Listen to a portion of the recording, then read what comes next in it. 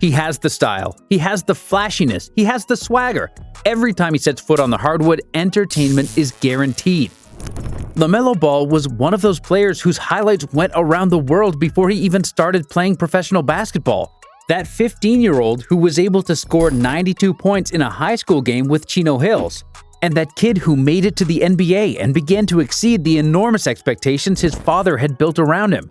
However, just when he looked like he was going to become a generational guard, injuries severely hampered his career.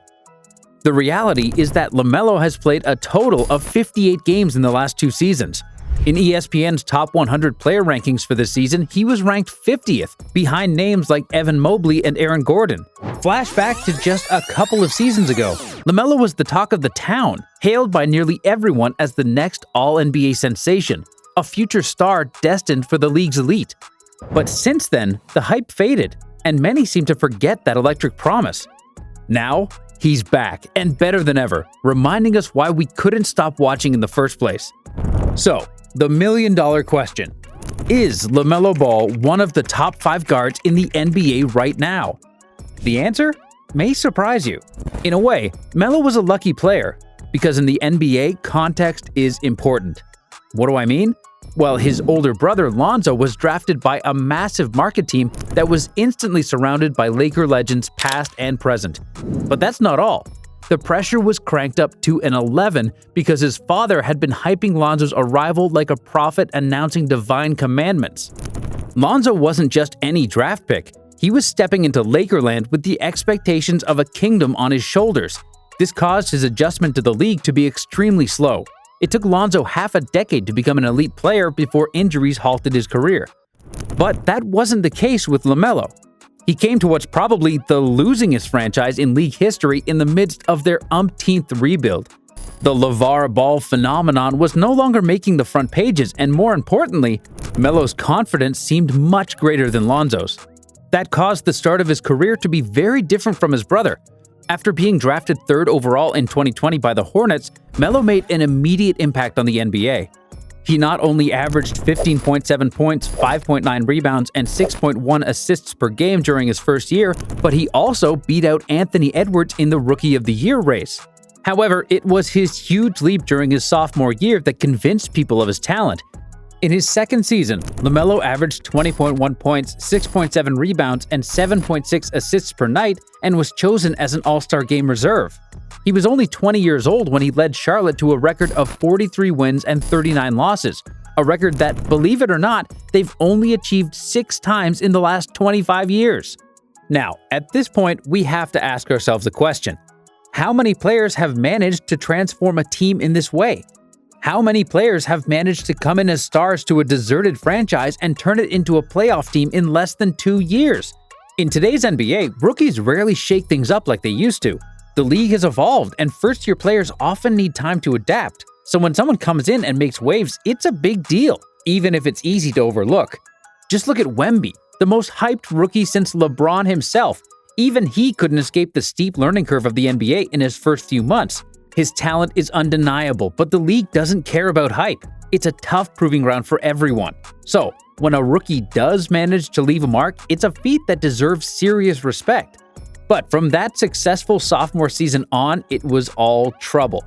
As I said, LaMelo has only played 58 of a possible 164 games over the past 2 seasons. Ankle injuries have kept him from having any kind of continuity.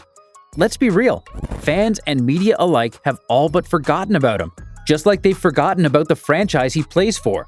Outside of Charlotte's all-star point guard, this team hasn't had much to give their fanbase. It's almost like Melo's a hidden gem, buried in the shadows of a franchise that struggled to keep the spotlight. Despite the setbacks, LaMelo's averaged 23, 6, and 8 during the 36 games he's played during his 3rd season, and 23, 5, and 8 during the 22 games he played last year. Injuries aside, this guy's game has been rock solid whenever he's been on the court. His talent has always been undeniable.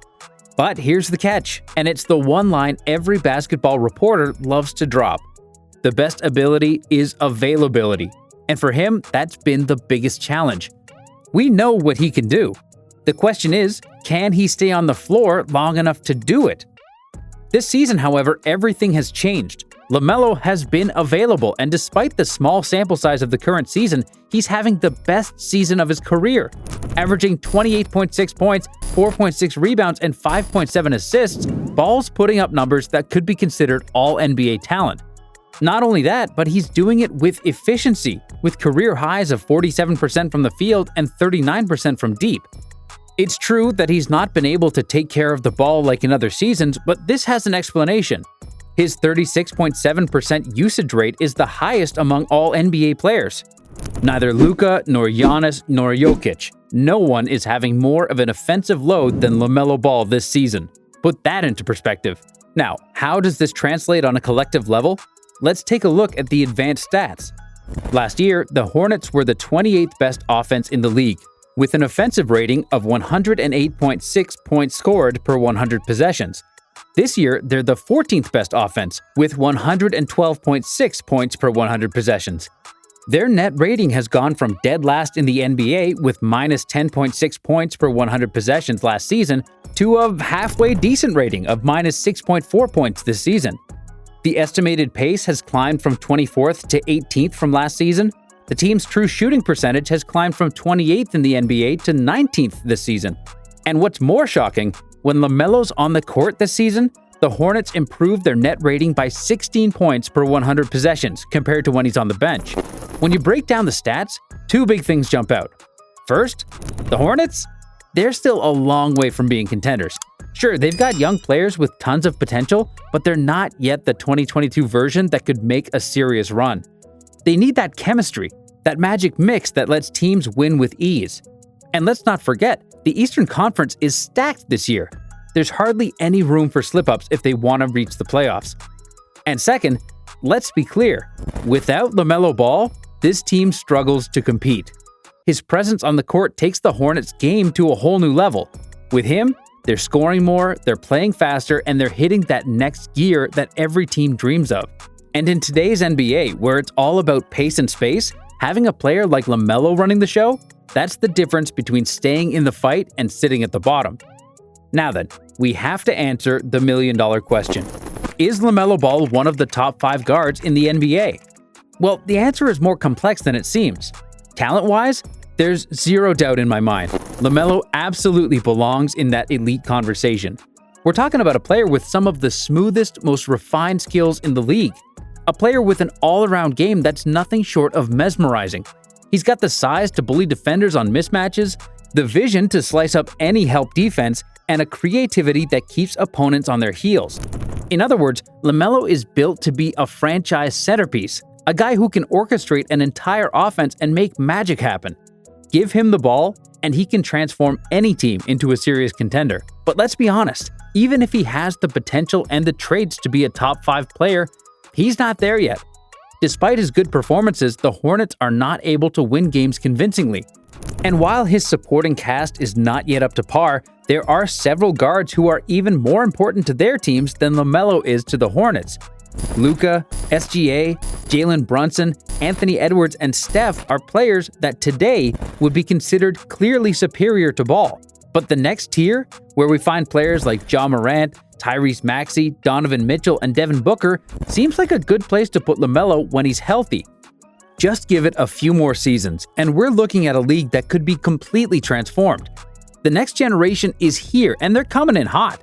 We're in the middle of a huge transition where the legends are passing the torch to young stars. And let me tell you, few of them have flashed the potential LaMelo has when he had the spotlight. And here's the hot take you've been waiting for. LaMelo is just one big breakout season away from putting the entire NBA on notice. One solid run with the Hornets, and he could be right in the conversation as one of the top 5 guards in the league. Or at the very least, knocking loudly on the door.